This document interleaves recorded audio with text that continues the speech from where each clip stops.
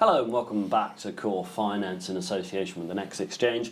I'm joined by Roger Jackson, Executive Director of NQ Minerals. Roger, thank you for joining us on the show today. Thank you, Matt. Just to kick off, for our viewers, NQ Minerals, where do you operate, what do you do, how do you make your money? Well, Matt, we are a London-listed company, but we've got our assets sitting in Australia. We have North Queensland assets and a Tasmanian asset, and the Tasmanian asset is just been purchased. We completed that acquisition in August, and we're moving it into production in June 2018.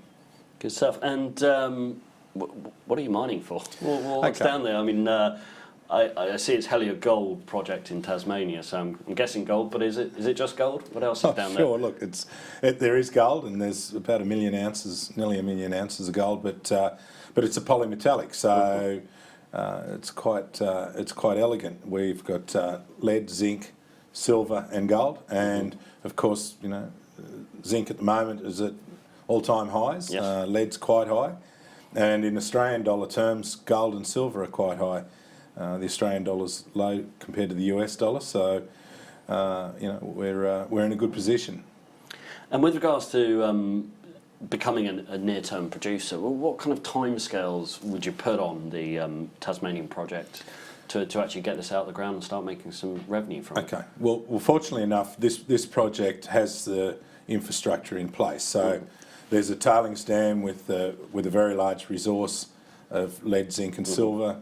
And we've got a plant that exists, a dredge and a system to pump the material from the tailings dam.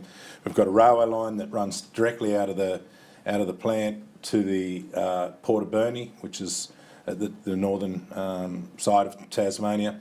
So everything's in place. We do have to do a bit of refurbishment work to modify the plant to suit the product going through, but that's well underway and will be completed by March, April next year, with commissioning starting in May, June, with concentrate coming out in June, July. And with regards to, I mean, it sounds as if the infrastructure's in place, as you say, you've got to make a few changes.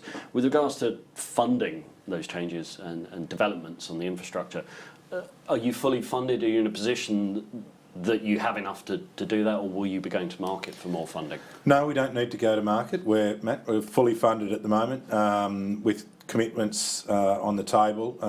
In fact, we're hoping this week, while I'm here in London, that those deals will be totally sealed, but the commitments are there, and we're just working through the paperwork on that. And that's a debt facility. This is a very, you know, large cash producer, so we can fully service any debt, and we don't need equity at this stage. All eyes on the stock. And when you're actually producing and everything's coming through, one assumes the revenues will be there. You expect revenues to be quite high from everything you produce. How can you add value to shareholders, and where can they see that value? Will it be hopefully in a rise in the share price? Okay, well, look, there's a lot of value in our share price yet. To put this into perspective, this is the tailings dam itself. That project's not the only project we've got, but let's call it the flagship for now, and that will be just for now. We do move on to some other projects we've got. But that project's got a 10-year mine life. In that 10-year mine life, there's over $1 billion of Australian revenue, and we've got EBITDAs of US 42 million every year. So there's significant cash coming into this company. And then if you're talking about value, the first year's EBITDA is more than what our market cap is at the moment. So there's some upside. So draw your own conclusions from that.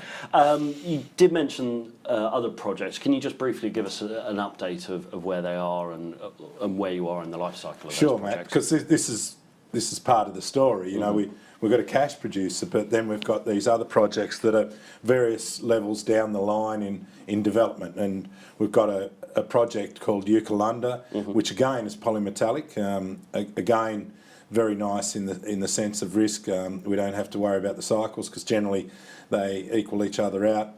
That project has some near-term production as well. 12 months away or so, we'll be producing some silver and lead, and then we'll move into the mining part of it. We've got dumps to sell, but then we'll move into the mining component of that and develop that into a fully fledged mine. And then we've got a gold-based project called Square Post. Now it's in the exploration phase. We've got some excellent targets there.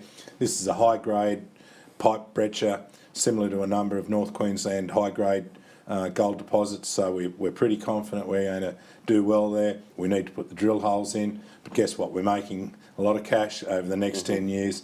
We've got a lot of I guess money to be able to look at the projects we've got, or look at other projects. So we will be having a pipeline of exploration through to production in our profile.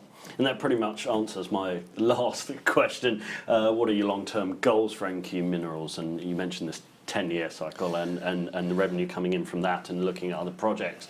Where would you like to be in 10 years? What's your goal and aim? Well, look, we're clearly going to be, a company well beyond where we are now, because we've got 10 years of huge revenues just in our flagship project.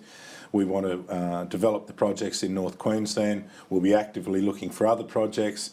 We've got a board that's very, very strong technically and experience-wise across North America, Australasia and in Britain. So our eyes are out. We'll be looking for deals, and you can do deals and you can drill holes when you've got cash. So I'm expecting us to be a very large company, and a company that someone looking to buy shares in would enjoy a very nice growth and ride. Well, good stuff. So certainly one to look out for. In the meantime, Roger Jackson, Executive Director of NQ Minerals. Thank you for joining us here today. Thanks, mate. Thank you.